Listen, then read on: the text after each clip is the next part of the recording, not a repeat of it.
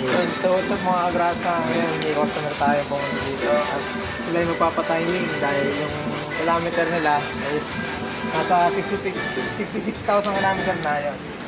Pero ang due ng pagpalit ng drive belt and ng timing belt is 80,000 kilometer. Pero upon checking my timing, meron na siyang guhit-guhit kaya yan, napalitan na natin. Update namin kayo mamaya pag nabaklas na namin yung timing belt para makita na natin ang Tolo. Go! Mga agrasa, kung makikita nyo sa timing belt niya, yan, puro ano na, yan, puro hiwa na. Dada.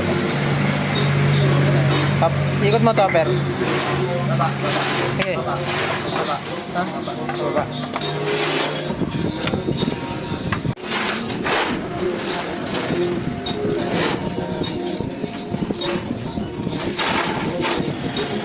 Okay.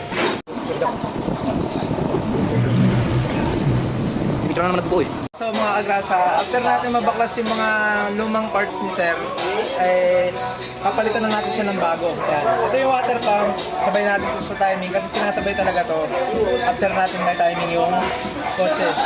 Yan. Sasabay din natin yung tensioner kasi useless din pagka binalik natin yung luma ni Ma'am. Yan, ni Sir. Yan. Ito yung mga pinagpalitan niya.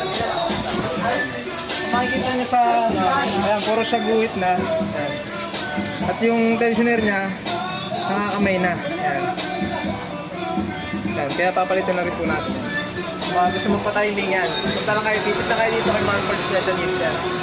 Quality service at good performance para sa mga customer natin. Mga agrasa, nakabitan natin yung mga piyesa na yung Sir yan. Yan. I-start na natin yan. I-roll natin.